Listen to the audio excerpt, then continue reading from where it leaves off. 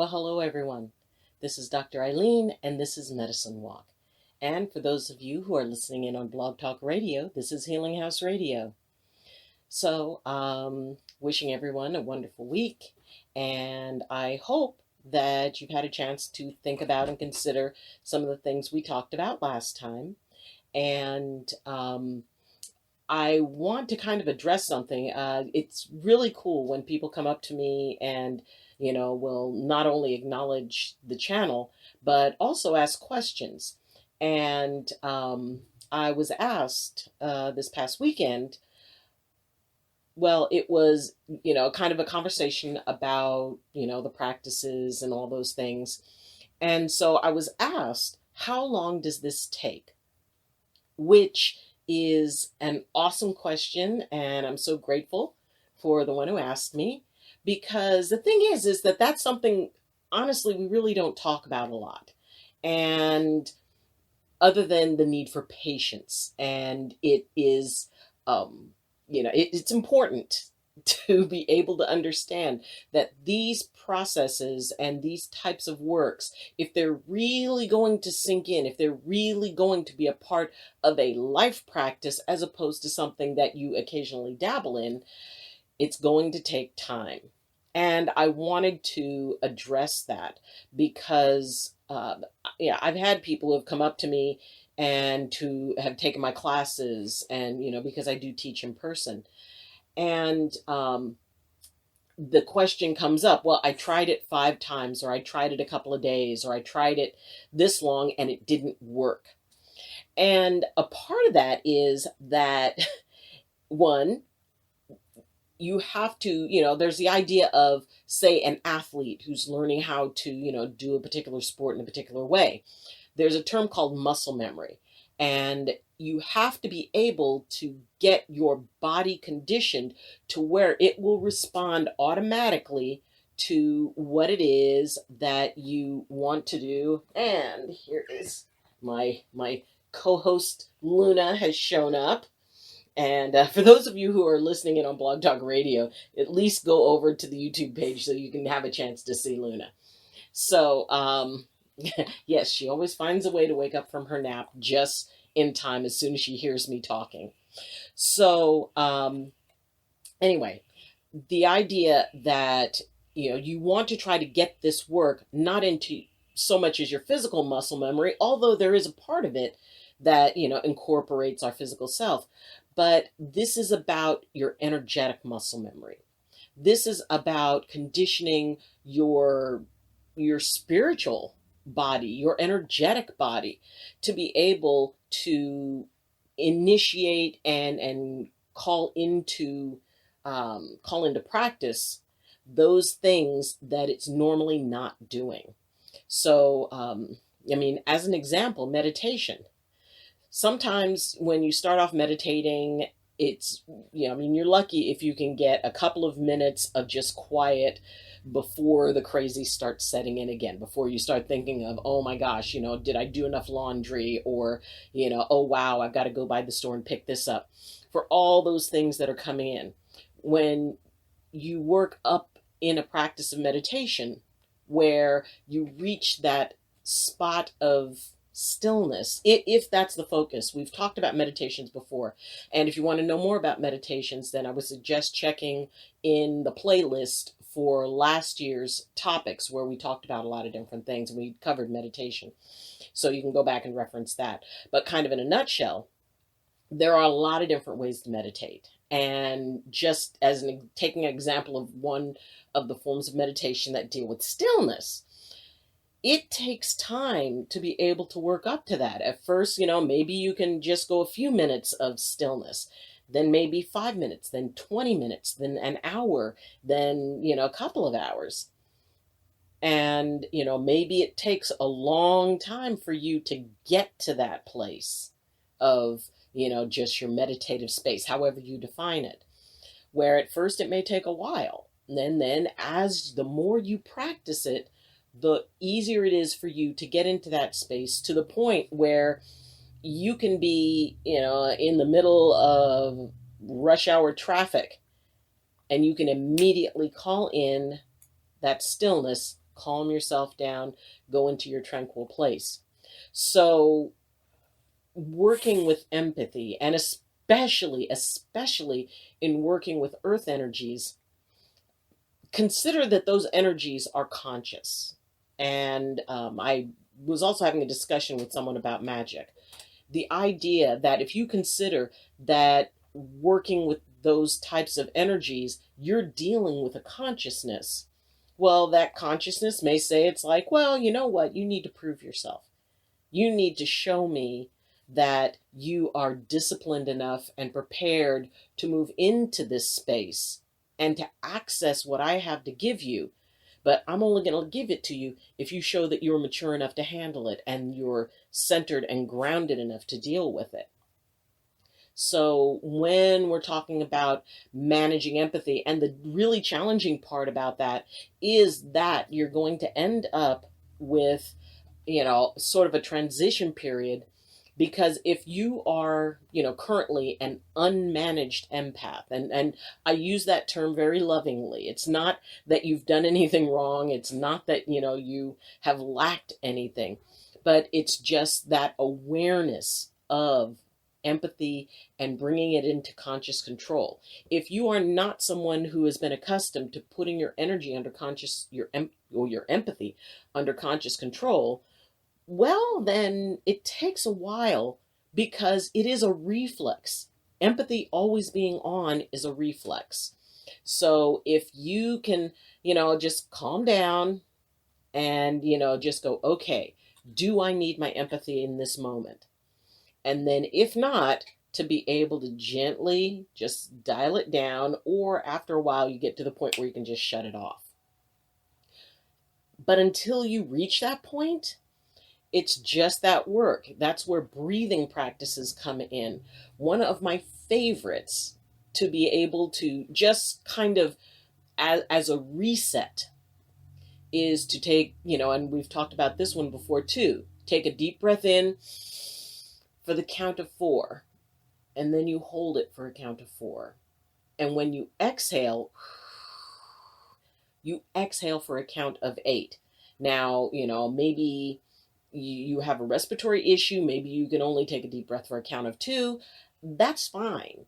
All you have to do is remember that the in-breath, the hold are the same amount of time.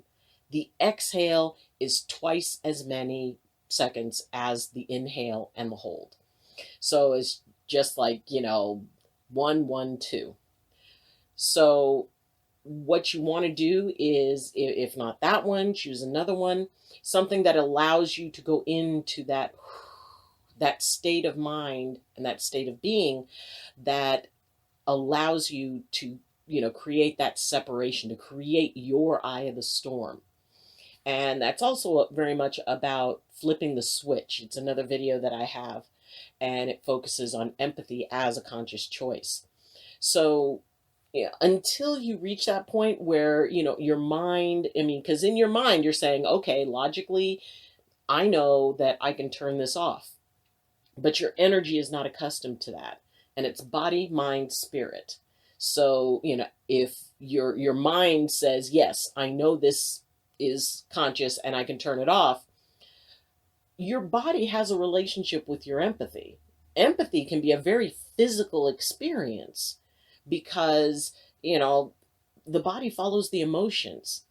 And so when we're in a state of either, consistent excitement or consistent, anger or whatever that is, it creates a physical reaction in the body, because those emotions create a chemical reaction. So, we move from spirit into science, that when you are responding to an emotion, it creates a chemical reaction. Hormones are released, or adrenaline is released. And so if you change, let's say if you're an empath who is around a lot of very agitated people, and there's always that constant edge, and there's always that constant, sense of, oh gosh, who's going to explode next, or, what's going to happen. That creates an adrenaline surge that after a while your body will become accustomed to. So when you learn to shut the empathy off, what it's going to do is it's going to change. You're not going to go into that adrenal place, and your body is going to miss that. So, and it may try to, get that created in another way. So consider body, mind, and spirit. It's not just about changing your mind. And when I talk about spirit, you can consider that, whatever your beliefs are. And, if it works for you, I love it for you. And whatever it is that goes into that place of the, your energetic being. If you would prefer to say energetic, then feel free to replace it with that word.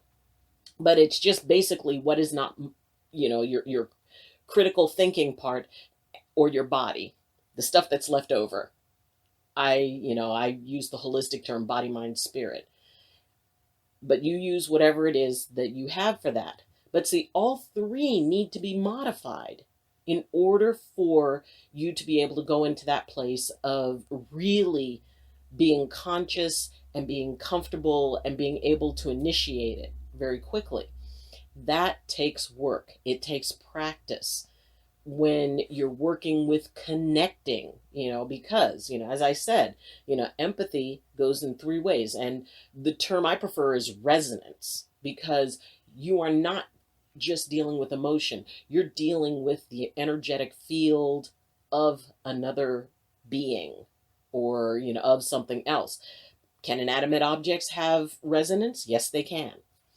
So the idea that you are kind of setting aside the separation between self and non-self, which takes practice. It's, in some traditions, people will study their whole lives.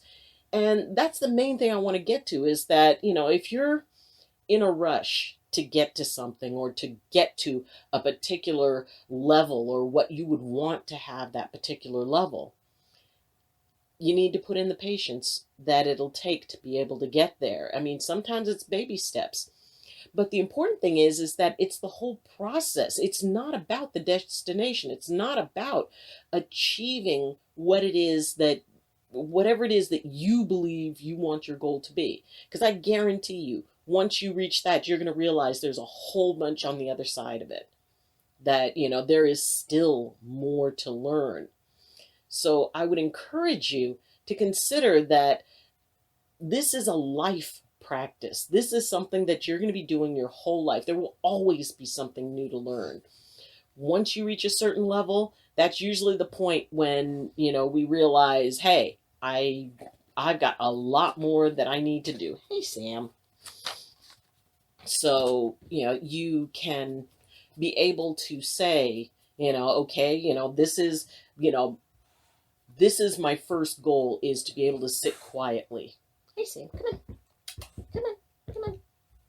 Come on. Come on, Sam. See, my dog Sam, he's getting up there. He's getting up there in years. But he does like to sit on the couch next to me. And so, when I'm sitting and, recording, he'll come up and he'll kind of look. But unfortunately, I am sitting on the end of the couch that he likes because, well, oh well, you're just going to have to deal with it. So, the idea that it takes a lot of reconditioning and retraining for us to be able to accept a new paradigm. And that's really what this is. It's a new paradigm. And I mean, for me, I have been so blessed to have been able to experience so many things in different countries, and, talking to and interacting with healers, having them share what they know with me, having me, share what I know with them. And it is so awesome to be able to do that.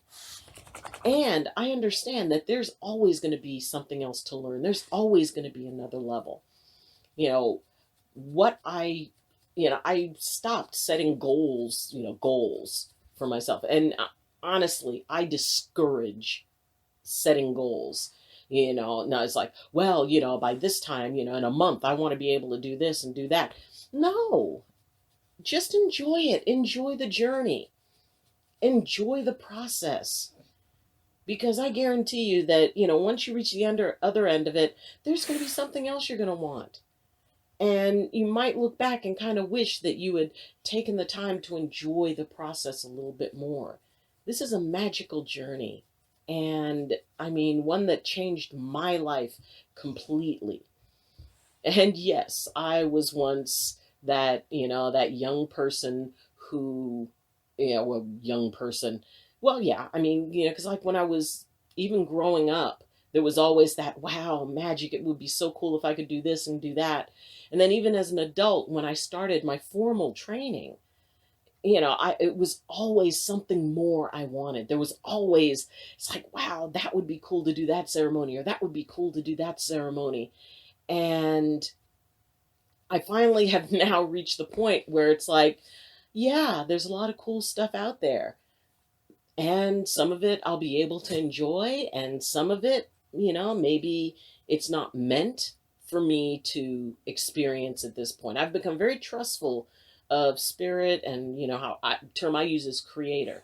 And I feel that I am guided along all this. So if there's something really cool, it's like, oh my gosh, I really want to do that, and everything starts stacking up against me doing it, then I've learned to accept, you know what? Maybe I am not meant to do that right now, or maybe I need to focus on something else. Trust in the process. Trust in the energies you're dealing with, because they are conscious. And if you can learn to flow with them, then you can be able to really expand what it is that you're able to do. So, especially, like I said, when it comes to empathy, because we know what we feel, we know what we've always felt. Now you're going to have a chance to feel that in a different way, to intensify it, to make it consciousness, or make it conscious, make it choice. And by doing that, you can, fine tune it to like a laser precision to be able to use. And you feel it on so much more of an intense level. So consider that taking your time, really getting to know these works and these processes, because one of the biggest parts of it is an exploration of yourself. It's an exploration of who you are. Because, see, that's the big question for every empath. Who are you when there's nobody around you? Who are you when there's no one to, reflect their energy? And yes, I know that it's, especially at this time when it just seems like there's so much emotion, there's so much intensity, things of a political nature, I mean, whatever you believe, whoever you go with, whatever, great, wonderful, good for you. And there is so much opposition, there's so much polarization, and polarization can be a very, very hard thing for empaths, because you might be standing there in between two people who are adamantly set in their choices, and they're debating and they're arguing back and forth. And as an empath, you're resonating with both. And then they turn around, look at you and say, hey, what do you think? And you don't have anything, because you are completely absorbed in this internal battle over whose emotions are more intense, because those are the ones you're going to resonate with the most. So if you sometimes find that during debates and things, when people are debating and then you have to give your opinion, that it's difficult, that's why. Because you have not established your own autonomy. So therefore, ultimately, you're going to go with whoever has the more intense energy, because that's going to overpower the other. Now, once you become conscious, once you have choice about your empathy, I mean, in those situations, I turn empathy completely off. I do not need my empathy to offer an opinion. Now, that said, if I'm in a situation where it is not serving anything for, there's this escalating intensity of emotion. And, and honestly, nobody is going to change anybody's opinion. So it just becomes this escalation of energy. I might use my empathy in transmit mode and just go, you know what, guys, calm it down. Okay, people, let's dial it down. My voice will get a little bit softer, yet a little bit firmer. And I will work from their energetic perspective, not to change their mind, never, ever, ever to change their mind, but to de-escalate. But to, it's like, does this really matter? Could we be talking about something more fun? And I might even bring up something that I know that they will both resonate with. And suddenly, that's where the shift goes. Now, if they want to go and scream at each other over politics later on, great. But if in that moment I determine either maybe it's upsetting other people, maybe we're in a restaurant, maybe, it's a situation where, hey, come on, we're supposed to be here having fun. That will be when I utilize it. But as far as just being in an environment of it, and if it's a situation where it really is no skin off, my nose, whether or not they stand there and yell at each other, then fine. I don't need to engage energetically with it. And like I said, it's not about changing anybody's mind, but if there's a need to de-escalate, empathy can be used for that. And, and we will be talking more about that, about the transmission aspect. But I really want to get the other two aspects, the receiving and the scanning. Those will be the things that we're going to talk about first, because I want there to be a firm foundation in that before we start talking about affecting other people's energetic fields. And it may be that some folks want to just jump right to, it's like, okay, first I want to be able to shut it off completely. And second, I want to be able to mold minds. And no, I mean, if you want to do that with empathy, I'm sure you can find somebody else who can teach you. I will not, because, and actually it's almost like there's a built-in fail-safe system, because for someone to be able to reach that point where they can transmit and really transmit to the point where you're altering somebody's viewpoint in opposition to what they have, that takes a tremendously high level of discipline. That takes a tremendously high level of practice and focus. And most people who would have the tendency to want to do that usually don't want to invest the time necessary in order to reach that level. That can take over a decade to learn. And that is, that only comes when you have reached a place of absolute balance with empathy. So, it's cool and it's wonderful to want to do things. It's great to want to do stuff. It's, to have that idea of, wow, I could do this and I could, interact with, plants and stones and the river and the trees and the wind and, and all of this other stuff. It is wonderful to have a goal of being able to connect on that level, because nature is an excellent teacher. And once you learn how to connect to it and feel that, then, it's just, it's something you can tap into at any time. And it's just an amazing sense of peace when you're able to connect with the natural world. And you can do it anywhere, because the natural world does exist everywhere. There is some aspect of the natural world everywhere. So you can, at any time, you can tap into it to find that quiet space or to feel that connection to the earth itself. So just trust the process. Trust that if you're willing to practice, if you're willing to do the things that will allow you to deepen your connection and just consistently do them. I mean, this is like every day, find a way to connect. Then you will be able to, just exponentially grow. And the thing is, by the time you reach the point where you can do like all the really cool stuff, honestly, doing the really cool stuff won't matter. You'll be perfectly content just to move through life and do your thing And, it takes time, but, you eventually get there. I am tremendously content with everything I have and everything I am. And I know there's more. So, that's the balance point you reach when you don't need it to happen in a minute and you don't need everything today. Because you know that the journey that gets you there is going to actually be far much cooler than reaching the destination. And all that destination does is give you a starting point for your next level. So, thank you for joining me.